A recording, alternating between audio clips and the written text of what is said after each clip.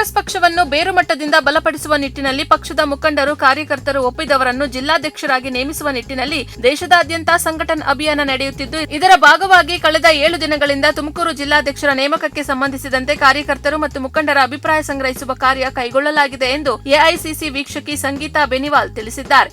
ಸುದ್ದಿಗೋಷ್ಠಿಯಲ್ಲಿ ಮಾತನಾಡಿದ ಅವರು, ಎಐಸಿಸಿ ಅಧ್ಯಕ್ಷರಾದ ಮಲ್ಲಿಕಾರ್ಜುನ್ ಖರ್ಗೆ, ಉಪಾಧ್ಯಕ್ಷರಾದ ರಾಹುಲ್ ಗಾಂಧಿ, ಪ್ರಧಾನ ಕಾರ್ಯದರ್ಶಿ ವೇಣುಗೋಪಾಲ್ ಅವರ ನಿರ್ದೇಶನದಂತೆ ತುಮಕೂರು ಜಿಲ್ಲೆಯ 11 ವಿಧಾನಸಭಾ ಕ್ಷೇತ್ರಗಳಲ್ಲಿಯೂ ಮಾಹಿತಿ ಸಂಗ್ರಹಿಸುವ ಕೆಲಸ ಮಾಡಲಾಗಿದೆ. ಆಗಸ್ಟ್ 14ರವರೆಗೆ ಕಾರ್ಯಕರ್ತರು ಮುಕ್ತವಾಗಿ ಭೇಟಿಯಾಗಿ ಇಲ್ಲವೇ ಪಕ್ಷ ತಂದಿರುವ ಅರ್ಜಿಗಳ ಮೂಲಕ ತಮ್ಮ ಅಭಿಪ್ರಾಯ ವ್ಯಕ್ತಪಡಿಸಬಹುದಾಗಿದೆ ಎಂದರು. ಸಂಘಟನಾ ಅಭಿಯಾನದ ಪ್ರಮುಖ ಉದ್ದೇಶ ಇದುವರೆಗೂ ಜಿಲ್ಲಾಧ್ಯಕ್ಷರ ನೇಮಕಕ್ಕೆ ಇದ್ದ ಶಾಸಕರು, ಮಂತ್ರಿಗಳ ಶಿಫಾರಸು ಹೊರತುಪಡಿಸಿ ಎಲ್ಲಾ ಕಾರ್ಯಕರ್ತರು, ಮುಖಂಡರುಗಳನ್ನು ಒಟ್ಟಿಗೆ ತೆಗೆದುಕೊಂಡು ಹೋಗುವ, ಎಲ್ಲರಿಗೂ ಒಪ್ಪಿಗೆಯಾಗುವ ನಾಯಕನನ್ನು ಆಯ್ಕೆ ಮಾಡಬೇಕೆಂಬುದಾಗಿದೆ. ಹಾಗಾಗಿ ತಳಮಟ್ಟದಲ್ಲಿ ಕಾರ್ಯಕರ್ತರು ಅಭಿಪ್ರಾಯ ಸಂಗ್ರಹಿಸಲಾಗುತ್ತಿದೆ. ಇದುವರೆಗೂ 25ಕ್ಕೂ ಹೆಚ್ಚು ಜನರು ಜಿಲ್ಲಾಧ್ಯಕ್ಷ ಸ್ಥಾನಕ್ಕೆ ಅರ್ಜಿ ಸಲ್ಲಿಸಿದ್ದಾರೆ ಎಂದು ತಿಳಿಸಿದ್ದಾರೆ.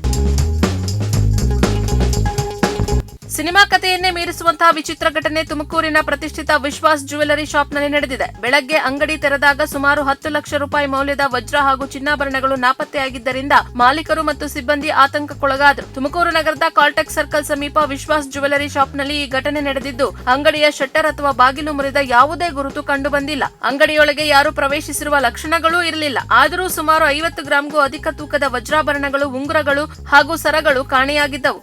ಪೊಲೀಸರಿಗೆ ದೂರು ನೀಡುವ ಮುನ್ನ ಅಂಗಡಿಯ ಸಿಸಿಟಿವಿ ದೃಶ್ಯಾವಳಿಗಳನ್ನು ಪರಿಶೀಲಿಸಿದಾಗ ಅಚ್ಚರಿಯ ಸಂಗತಿ ಬೆಳಕಿಗೆ ಬಂದಿದೆ. ದೃಶ್ಯಗಳಲ್ಲಿ ಒಂದು ಇಲಿ ಅಂಗಡಿಯೊಳಗೆ ಸದ್ದಿಲ್ಲದೆ ಸಂಚರಿಸಿ ವಜ್ರಾಭರಣಗಳನ್ನು ಒಂದೊಂದಾಗಿ ಎಳೆದುಕೊಂಡು ಹೋಗುತ್ತಿರುವುದು ದಾಖಲಾಗಿತ್ತು.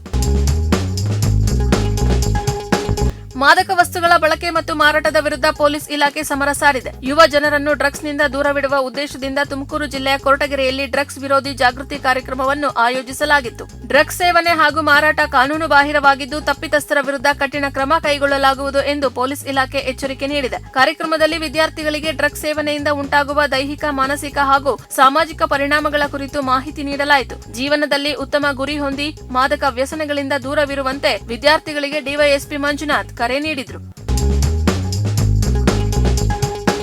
ಚಿಕ್ಕನಾಯಕನಹಳ್ಳಿ ಪಟ್ಟಣದಲ್ಲಿ ಹೇಮಾವತಿ ನಾಲೆ ಕಾಮಗಾರಿ ಶೀಘ್ರ ಪೂರ್ಣಗೊಳಿಸುವಂತೆ ಆಗ್ರಹಿಸಿ ರೈತ ಹೋರಾಟಗಾರರು ಇಂದು ಬೃಹತ್ ಧರಣಿ ಸತ್ಯಾಗ್ರಹ ನಡೆಸಿದರು. ಪಟ್ಟಣದ ಮತಿಘಟ್ಟ ಗೇಟ್ನಿಂದ ಆರಂಭವಾದ ಪ್ರತಿಭಟನಾ ಮೆರವಣಿಗೆಯಲ್ಲಿ ತಾಲೂಕಿನ ವಿವಿಧ ರೈತ ಸಂಘಟನೆಗಳು ಹಾಗೂ ಸಂಘ ಸಂಸ್ಥೆಗಳು ಭಾಗವಹಿಸಿ ಹೋರಾಟಕ್ಕೆ ಬೆಂಬಲ ಸೂಚಿಸಿದವು. ಹಲವು ವ್ಯಾಪಾರಸ್ಥರು ಸ್ವಯಂ ಪ್ರೇರಿತರಾಗಿ ಅಂಗಡಿ ಮುಂಗಟ್ಟುಗಳನ್ನು ಬಂದ್ ಮಾಡಿ ರೈತರ ಹೋರಾಟಕ್ಕೆ ಬೆಂಬಲ ವ್ಯಕ್ತಪಡಿಸಿದರು. ಮೆರವಣಿಗೆ ತಾಲೂಕು ಕಚೇರಿಯವರೆಗೆ ಸಾಗಿದ ಬಳಿಕ ರೈತರು ತಾಲೂಕು ಕಚೇರಿ ಎದುರು ಧರಣಿ ಸತ್ಯಾಗ್ರಹ ನಡೆಸಿ ತಮ್ಮ ಬೇಡಿಕೆಗಳನ್ನು ಈಡೇರಿಸುವಂತೆ ಒತ್ತಾಯಿಸಿದರು.